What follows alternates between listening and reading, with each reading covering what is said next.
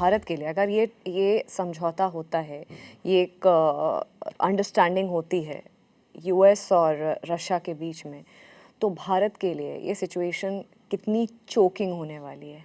Actual में बहुत अच्छी होने वाली है। अच्छा। हाँ, जो इंटरिम है जिसमें तेल के दाम बढ़ेंगे उसमें शायद थोड़ा प्रॉब्लम हो जी। पर देखिए हमारा हमेशा से अभी नहीं पिछले 70 साल से जब से हमने ब्रिटेन से independent actually even before that Britain का भी एक किस्म से पॉलिसी था कि कोई एक पावर ब्लॉक एशिया को डोमिनेट नहीं करना चाहिए। और क्या हो रहा था कि रूस बहुत ज़्यादा चीन के ऑर्बिट में आ रहा था। पहले क्या होता था, चीन नंबर 2 होता था, रूस नंबर 1 होता था। अब क्या है कि चीन नंबर 1 है, रूस नंबर 2 हुए जा रहा था और उनके चपरासी बने जा रहे थे। Sorry to use that word but that is exactly what they were happening. हमारा हमेशा से ये रहा है कि चीन को आइसोलेट करना है और इसके लिए रूस और अमेरिका को एकजुट होना पड़ेगा। और अगर ट्रंप ने ये अचीव कर लिया कि उन्होंने रूस के साथ टाइज को रीसेट कर दिया और यूक्रेन का समाधान हो गया, पूरे रूस पे से सैंक्शंस निकल गए, उनका 3 साल और बचा है। और अगर उस 3 साल अभी 3 साल और बचा है, 3 साल में अगर उन्होंने रीसेट कर दिया विदाउट अलाउइंग पीपल लाइक ये जो विक्टोरिया न्यूलैंड है, एन एप्पलबॉम और उसका पति जो है स्टेट डिपार्टमेंट में, ये अटलांटिक और न्यूयॉर्क टाइम्स के जो एडिटोरियल बोर्ड्स हैं जो control policy disproportionately control policy towards Russia, ज़बरदस्ती उन्होंने रूस को एक एनिमी बना दिया। अगर वो ना हो और रूस और अमेरिका एक साथ हो जाएं, हमारे लिए बहुत अच्छी बात है, बहुत ही ज़्यादा अच्छी बात है, क्योंकि फिर चीन एकदम आइसोलेट हो जाता है। ठीक है, I mean economically they are very strong China, पूरा दुनिया का मैन्युफैक्चरिंग तो वो करते हैं, पर जब आप टेक्नोलॉजिकली और पॉलिटिकली आइसोलेटेड हैं वो एक अलग किस्म का एक डायनामिक क्रिएट करता है। तो शॉर्ट टर्म में may be not so good, अगले 2-3 महीने के लिए शायद नॉट सो गुड।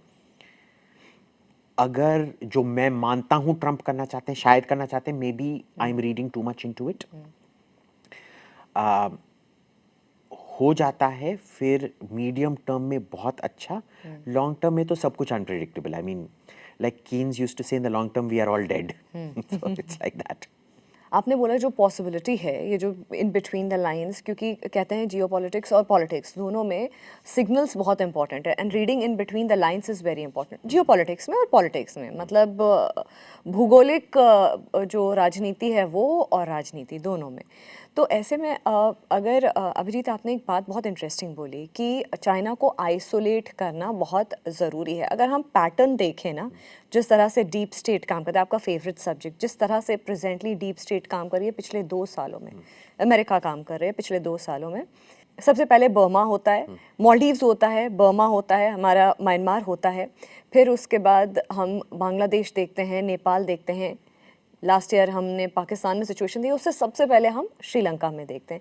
ये सारा हिलाने की कोशिश, टर्मोइल क्रिएट करने की कोशिश, ये पूरे ग्लोबल साउथ में धीरे धीरे और खासकर साउथ ईस्ट एशिया में धीरे धीरे सब कुछ हिलाने की कोशिश, शिफ्ट करने की कोशिश। तो आइसोलेट करने की जब आप बात कर रहे हैं चाइना को, तो वो प्रोसेस अगर हम इन बिटवीन द लाइंस अगर रीड करते हैं, पिछले 2 साल से ऑलरेडी ये शुरू हो गया है। जो हमारा यहाँ पहलगाम में अटैक हुआ और ये जो अभी स्टूडेंट प्रोटेस्ट हुआ नेपाल में अभी towards the end of last year, और बांग्लादेश में तो अभी भी वो वॉलेटाइल सिचुएशन बनी हुई है। ईरान, मिडल ईस्ट में आ जाती हूँ, ईरान में आ जाती हूँ। ईरान में जिस तरह से protest regime change, current regime change के अगेंस्ट चल रहे हैं, कह रहे हैं कि शाह रेजीम को वापस लेकर के आइए, वी वांट शाह बैक।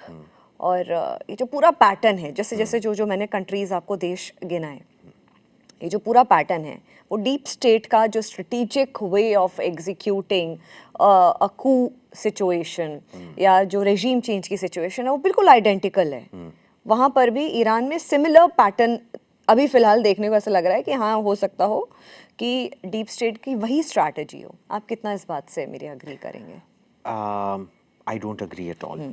एक किस्म से नैरेटिव से अग्री करता हूँ, बट देखिए जो अगर आप वेस्टर्न प्रेस को पढ़ेंगे हिंदुस्तान के बारे में, ये इधर तो गणतंत्र ही खत्म हो गया है।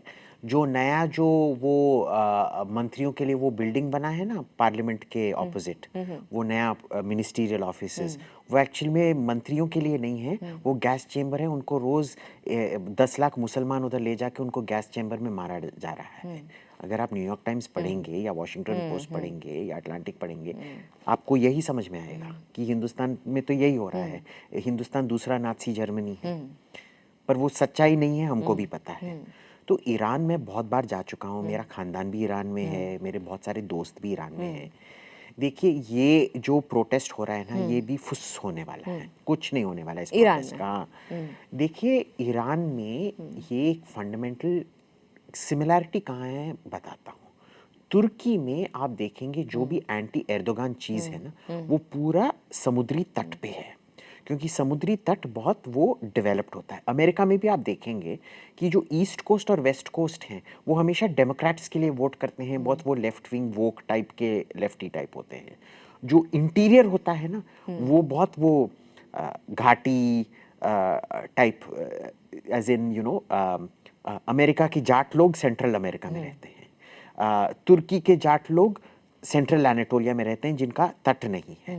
हिंदुस्तान में आप देखिए, आप बॉम्बे, मद्रास, कलकत्ता जाएंगे, सब ये oh my god there's genocide happening, oh Nita you're wearing emerald so beautiful, इसी टाइप के लोग आपको मिलेंगे ना कोस्टल सिटीज में। और दिल्ली में भी, दिल्ली एक कोस्टल सिटी मान लीजिए। आई मीन दिमाग से तो हमको लगता है दिल्ली अगर आप औरंगजेब रोड, ये पृथ्वीराज रोड जाएंगे, दिल्ली नहीं लगता है कोई नीस के वो क्या फेस्टिवल कान मूवी फेस्टिवल में चले गए हैं। और वही नीता भाभी उधर भी आएंगी और उधर भी लोग बोलेंगे, Nita oh my god you're wearing emeralds again, I love, oh my god is that a real, is that like the Mughal diamond, oh my god। यही you know these conversations, I know these conversations, यही होता है, ठीक है।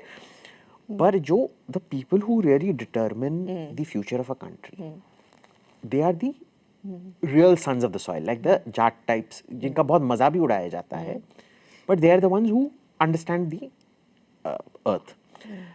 तो इधर भी क्या हुआ है कि एक लिबरल ये है in Tehran, in Isfahan, the rest of the country is super conservative. उधर आपको बोलना नहीं पड़ता है कि हिजाब पहनो। अगर आप हिजाब नहीं पहनोगे, रास्ते में आके बोलते हैं छी घटिया औरत, गंदी औरत, etcetera etcetera. Where is in Tehran naturally उनका हिजाब पहनने का कोई ये नहीं है। अगर कोई हिजाब पहनता है ना, लोग ऐसे करके देखेंगे तेहरान में, इस्फहान में। And I was surprised, I wasn't ready for that when I first went to Iran. देखिए मैं ईरान सबसे पहले गया था 84, 85 या 86 में, 2-3 हफ्ते के हॉलीडे के लिए जी। तब मैं मेरा दृष्टिकोण एक बच्चे का था, मैं वो एक सोशल नज़रिया से नहीं देखता था। जब मैं 10 साल पहले ईरान जाना फिर से शुरू किया मैंने, पहले तो तेहरान ही जाता था, मेरे को परमिशन नहीं मिलता था क्योंकि उधर ना आप अकेले फॉरेनर घूम नहीं सकता है, उसका कोई टूर गाइड होना चाहिए घूमने के लिए। तो जब मैंने गाइड डिस्कवर किया और उसके साथ घूमा पूरा देश, it is not a very liberal country. This is what I discovered in Afghanistan also. Afghanistan much more conservative. So ये जो आपको दिखाया जा रहा है सोशल मीडिया पे, और ये जो शाह का जो नॉस्टैल्जिया है ना, ये पूरा का पूरा अमेरिकन कॉन्स्ट्रक्ट है। नोबडी आउटसाइड तेहरान में दो बहुत ये पॉश डिस्ट्रिक्ट्स हैं। एक है ताजरीश, जो दमवंद जो माउंटेन है उनका स्कीइंग माउंटेन, उसके स्लोप्स पे है। तो ताजरीश और शेमेरान, ये दो बहुत पॉश एरियाज हैं, हमारे मालाबार हिल्स और वो क्या औरंगजेब रोड की तरह। आजकल तो वो एपीजे अब्दुल कलाम रोड हो गया है, तो वो अमृता शेरगिल मार्ग की तरह रख लीजिए, उनकी तरह। उधर आपको ये सब देखने को मिलेगा, ठीक है। उधर ये एक्चुअली बिलीव करते हैं, in the rest they don't.